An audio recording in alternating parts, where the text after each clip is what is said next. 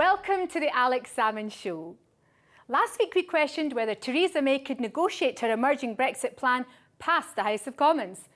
This week it seems she couldn't even get it past her own cabinet. The rock on which the plan has perished is the Irish border. Unless she agrees a particular backstop guarantee for Ireland, the European Union will not make a deal. If she agrees one, then she loses the support of the Democratic Unionists and much of the Conservative Party. As our show demonstrated last week, she's unlikely to find succour from any other benches in the Commons. In this programme, we hear again from the voices of Ireland. Is it possible to navigate a way forward, or will Ireland once again pose questions to which English politicians find there is no answer? But first, your tweets, your messages and your emails. First from Wendy, who says, randomly just caught Mike Galsworthy from Scientists for EU talking about the people's vote. He was great. Sign up to and support and march with us on the 20th if you can. And praise also for Mike from Eric, who says, great interview on the show.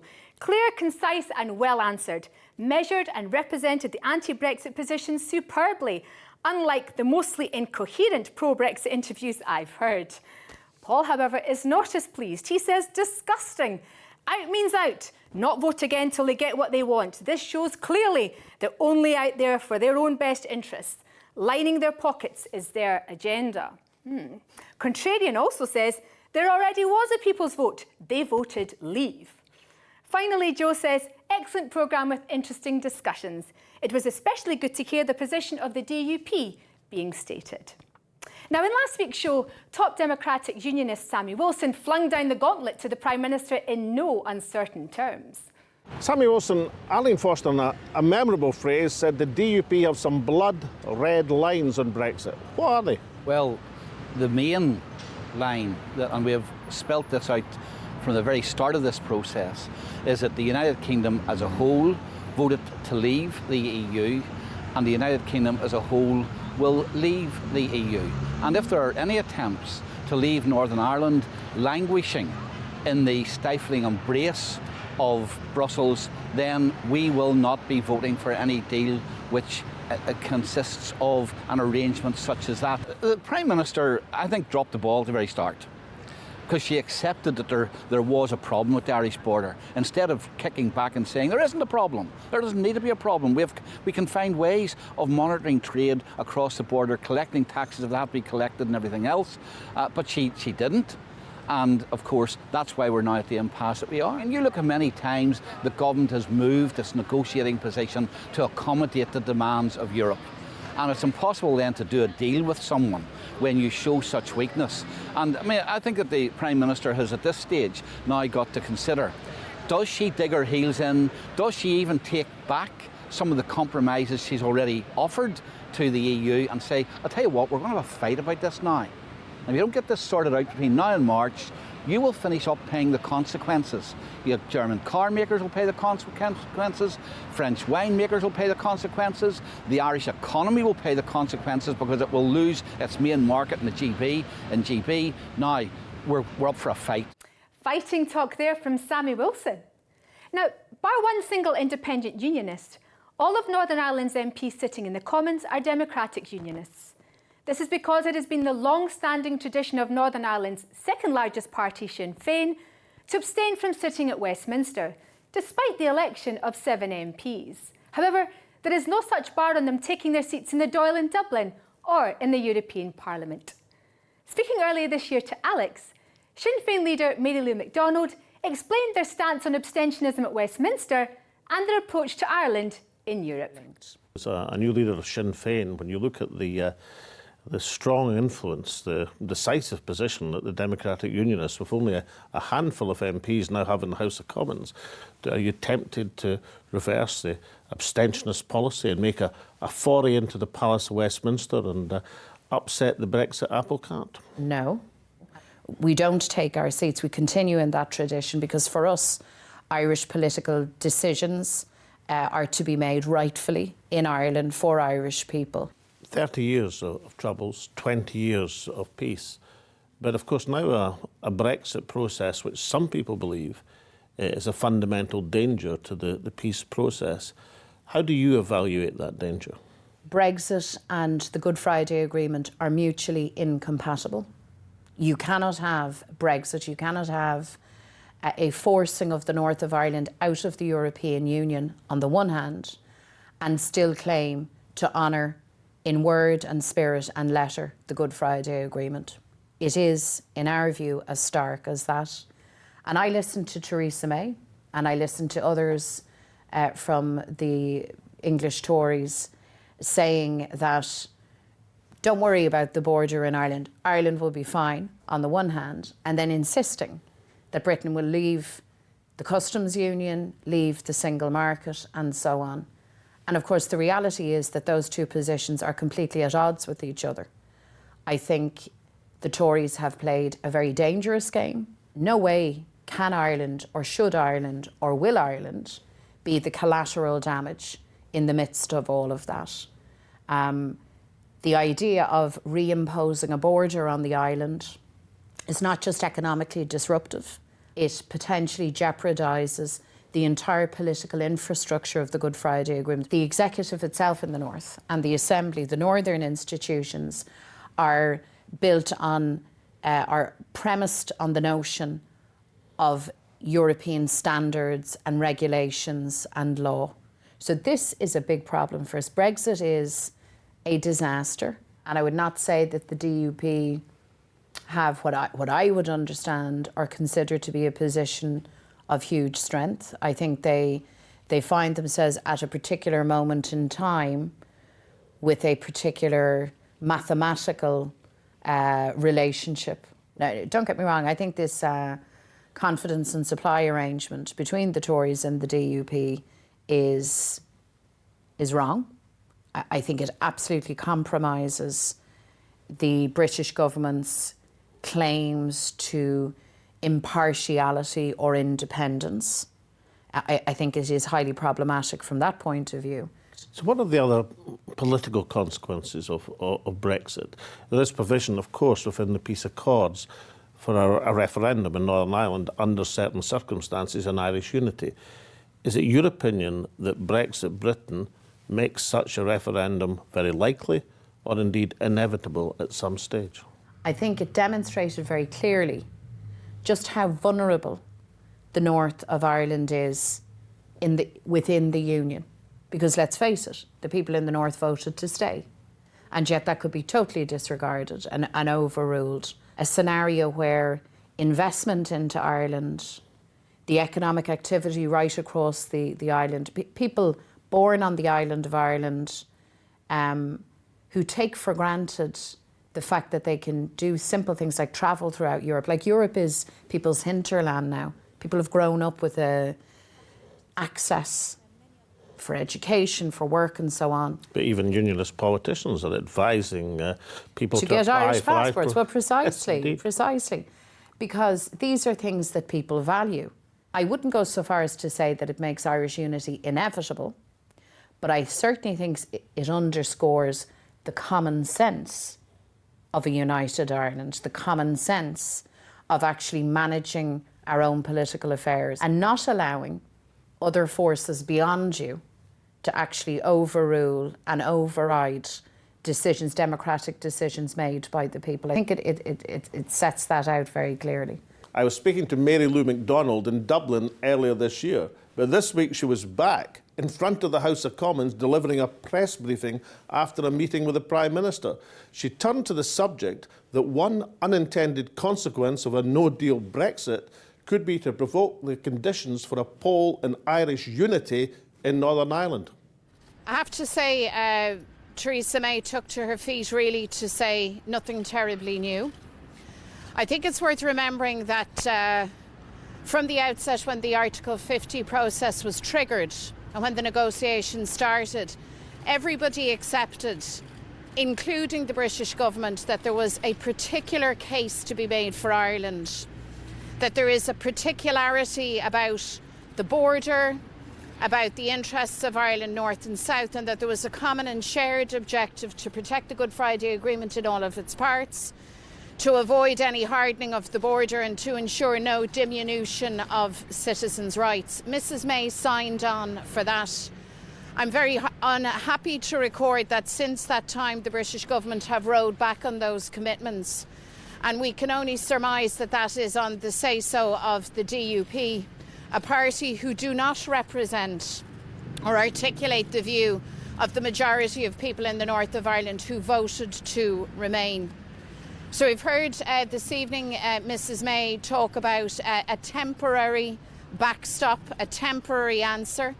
We need to be absolutely clear that Brexit itself is not a transitory event. The consequences of it will be long and will be deep.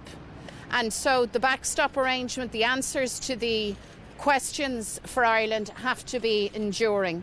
The idea of a time-bound or a temporary little arrangement simply will not cut the mustard. And if Mrs May hitches her wagon to the most extreme Brexiteers, including the DUP, I think that history will judge her very badly.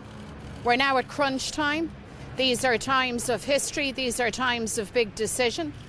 And it would not be acceptable for Mrs May to act purely for political expediency, whether that's to hold her government or her party together. What's required now from her is big leadership, long-term leadership. She has to do the right thing by Ireland, and nothing short of that will suffice. And let me also say this to those of a unionist persuasion who perhaps might wish for a hard Brexit in the misguided belief that that somehow resolves the issue of the border in Ireland. Let me say this: if there is a crash, if there is a hard Brexit, well then there will be an immediate demand for a referendum on Irish unity. It would not be in any way acceptable that all of the damage of a hard Brexit be visited on the island of Ireland, and for the British government to accept Ireland, north and south, to simply take that on the chin and be philosophical about it. So if there is a section of unionism, and I've heard this articulated very irresponsibly by some who believe that actually a hard Brexit is a good day out for the union, I would say to them, think again, think long and think hard. It's clear that both Sinn Fein and the DUP mean business in terms of this Brexit struggle. So join us after the break for an update on the latest thinking from the Democratic Unionist Party. Having scuppered last week's Downing Street plan, is there anything on which they are prepared to settle? Welcome back. After the dramatic intervention of the DUP last week, threatening, if necessary, to vote down the government's budget next month, there followed a weekend of confusion and threatened resignations. And not just from the usual Brexit suspects, but from some previously considered loyal to the Prime Minister. In a statement on Monday, Theresa May tried to buy time, still under pressure from all sides, but in particular from the DUP. Will she confirm its single market and customs union, the UK leaving the EU together with no part hived off either in the single market or customs union differences? When the UK leaves the United Kingdom, when the UK leaves the European Union, it will be the UK that leaves the European Union. We will be leaving the European Union together. I'm very clear there should be no hard border between Northern Ireland and Ireland, but as we've put forward proposals, we can deliver on that and maintain the integrity of our union. And of course, what we're looking at in relation to the, and we made that very clear when the European Union made their proposal that would effectively have carved Northern Ireland away from the rest of the United Kingdom in their backstop proposal. It's precisely because we cannot accept their backstop to a backstop, because they continue to want to see that. In fact, what we want to see in a backstop is a situation where Northern Ireland businesses can both export freely to Great Britain and to the European Union. Actually, that would be a good position for the Northern Ireland businesses. Alex spoke to senior DUP MP Jim Shannon to have his assessment on whether the crisis has passed for now. Jim Shannon, can I take you back to last December when the Democratic Unionist Party warned the Prime Minister of the dangers of the so-called backstop? Do you believe this last week these chickens have come home to roost for Downing Street? It's disappointing that we are where we are, because we felt that last December we had made our position very, very clear. Unfortunately, we've had a lot of smoking mirrors, we've had a lot of discussions with rumours and other allegations and stories put forward, but the things have been very clear. This week has been a difficult week. This week now we're coming into probably will be the culmination of where we are. We're not happy with where the direction that the Prime Minister is indicating at this moment in time, and we're very clear where we are, that we are opposing totally the backstop. We want to be treated, Northern Ireland, the same as the United Kingdom, everybody else, no difference.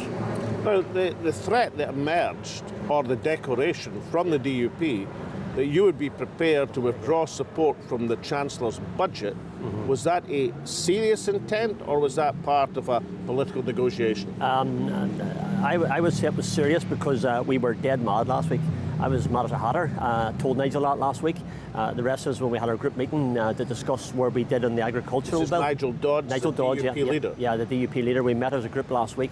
We took a decision to abstain on the agricultural bill, not because we were against the bill as such, but because we needed to tell government. And we didn't tell them in advance, we just did it. We're very clear when it comes to the budget that we are prepared to push that button. If we find that this is going in the wrong direction. It's not an idle threat. It's a fact that we can and we will do it if necessary. Now, Sammy Wilson, your colleague, told us last week on this programme that in his opinion the Prime Minister should tear everything up and start again. Would that be your advice as well?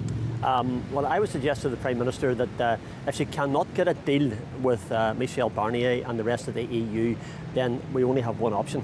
And that one option, unfortunately, it's not the one I want to see. I'd rather have a deal. But if we can't get a deal, then we go out and leave the EU, and we have a no deal Brexit. Now, Northern Ireland as a whole, despite the DUP's opposition, voted for Remain. Now, the other parties in Northern Ireland are not represented in the House of Commons, either because you knocked them out, or in the case of Sinn Fein, they pursue an abstentionist position. But doesn't that give you a responsibility to represent all of the opinion of Northern Ireland, not just the DUP position, which was only supported by a minority, a sizable minority, but still a minority? And my constituency, Alex, just to make it clear, my constituency voted 54-46 to leave. I never doubted that would be the issue, because of a strong farming and a strong fishing community, and their voices were clear. Yeah, it is true that the majority of Northern Ireland did vote to remain. But remember that vote is the whole of the United Kingdom. I've said this to other constituents over the last period of time. The vote wasn't a Northern Ireland regional vote. It wasn't a vote that was regionally taken anywhere else. It was a United Kingdom of Great Britain and Northern Ireland vote. So therefore the vote that was taken has to be taken in totality for the whole of the United Kingdom. And that's very clear. It was a vote to leave. So how do we move forward? Some of my colleagues and some of my friends would be of the opinion that we should be trying to get a deal with the EU. That's what I want the Prime Minister to do. That's what my party leader, Arlene Foster, and Nigel Dodds here, our parliamentary leader, wants us to do. But if we can't get that, then we have to look at the consequences. The consequences are clear. And it won't be us that will suffer, it will be the EU will suffer as well. So let's look at getting a deal that can bring a conclusion, successful conclusion, and let's have some realism in those talks and discussions. And finally, Jim Shannon, is part of Downing Street's complacency, perhaps complacency they've been shocked out of over the last few days, about the DUP, is that they believe you wouldn't countenance a general election and a potential Jeremy Corbyn government. Now, for you, who's been known to be on the left of your party, perhaps that's not too bad a thing, but for many of your colleagues, that would be the anathema. Is that the reason why the government, up until now, have been complacent about the attitude of the Democratic Unionist Party? I'm not sure how government have got themselves in the mucks that they're in at this moment in time. But as I said to one of my friends last week, we're not afraid of elections. DUP never have been. We'll take our mandate to the people and we'll let the people decide. It would be better if there wasn't an election, let's be honest. I don't think there's any appetite in the House from either side, with a few exceptions I certainly don't have any wish to see Jeremy Corbyn in a position of power, be it Prime Minister or in government, whatever it may be. I believe the Prime Minister at this moment in time, if she looks at where she's going and plots that course strategically and carefully in in cooperation with the DUP, I think we can find a way forward. But she's got to respect us, she's got to trust us, and she's got to build that trust. Jim Shannon, thank you very much. Thank you very much indeed. Thank you. To provide an analysis of the week where Ireland has once again dominated the Brexit bourach, Alex spoke to John Tong, Professor of British and Irish Politics at the University of Liverpool. John, welcome back to the Alex Salmond Show. Pleasure. Now, some people will be quite surprised by the vehemence by which the Democratic Unionist Party state their position. I mean, Arlene Foster with Michel Barnier last week, Sammy Wilson on this programme last week, or even Nigel Dodds in the Commons with the Prime Minister on Monday. What lies behind that strong statement of position? I don't think we should be surprised. The DUP has always been an anti-European Union party, and the DUP has always believed that Northern Ireland must be an integral part of the United Kingdom in constitutional and economic terms. Of course, the DUP supports divergence in other aspects on issues like same-sex marriage and abortion. But in constitutional terms, the DUP fears that anything that aligns Northern Ireland more closely with the EU, and in this case, the Republic of Ireland, given what's proposed in respect to the border, that's the slippery slope to United Ireland. And the DUP, as the hardline unionist party that it is, will not countenance anything like that. Despite the fact that Northern Ireland voted as a whole in favour of Remain, the DUP don't seem to have tempered their policy against the European Union at all, nor do they seem frightened of another general election. They're certainly not frightened of an election because in the hermetically sealed boxes that are Northern Ireland's ethnic blocks, the DUP will still be top dog amongst unionists if there was to be a general election tomorrow. The DUP would probably return with 10 seats, possibly 11 seats. So the DUP certainly don't fear a general election. Secondly, the outcome of a general election may well be a hung parliament again, so the DUP could potentially still have influence, certainly if the Conservatives were the largest party. And the DUP aren't bluffing when they say they will vote things down like a budget, a Conservative budget. I think that's part of the reason that Theresa May won't conclude any sort of agreement with the EU anyway. A government that cannot get its budget through the House of Commons is frankly a government paralysed. You can't do anything. You can't approve any expenditure. You can't even approve payments to the European Union that will form part of the divorce settlement. So the DUP's position is very, very important indeed. The only way they could be bypassed would be if Theresa May could come up with a leave package that attracted the support of Labour MPs on the opposite side. There was a moment, just a moment in the Prime Minister's statement last Monday where she seemed to suggest to the DUP that they could actually end up in a preferential position to the rest of the United Kingdom with full free trade with the UK market and preferential access to the European market. But that's not something, even a preferential position, that the DUP might be interested in. Northern Ireland could actually enjoy boom time if the DUP would relent on this position. But the DUP have this almost paranoid fear, which, admittedly is partly a consequence of the legacy of the Troubles, that they are being, the deeds of transfer are being placed upon them to force them ever closer to the Irish Republic and eventually United Ireland, that they're being shipped out of the United Kingdom if Theresa May goes down the road that she has tentatively proposed and certainly hinted at to Nigel Dodds in her statement last Monday. So thinking about this dual alliance developing between the Scottish Conservatives and the Democratic Unionist Party, would it be fair to say that the Scottish Conservatives and the DUP have in common that they will never, never, never accept economic preferment because they fear the political consequences to the Union? Yes, constitutional politics trump everything else for both of those parties. The DUP talks about Northern Ireland's position in the United Kingdom being threatened on an almost daily basis. Ruth Davidson says she never wants to hear anything more about an independence referendum, but she daily talks about constitutional politics, and has tried to mobilise the anti-independence vote behind her party. Thinking about the developments, or lack of them, from a Sinn Fein perspective, the second largest party in Northern Ireland, the third largest party in the Irish Republic, are people in Sinn Fein at all jealous at the influence that the DUP have at Westminster, which they can never have as an abstentionist party, or do they think that the way things are this logjam might work to the benefit of their ambitions for a united Ireland. Sinn Féin's been hugely critical of the DUP's relationship with the Conservatives at Westminster. They argue it's a partisan relationship which isn't any good for the people of Northern Ireland as a whole, and it's to the detriment of the nationalist community. Yes, there have been voices that have said, to Sinn Féin, why don't you take your seats at Westminster, your 7 seats to which you're entitled on the basis of Sinn Féin's mandate?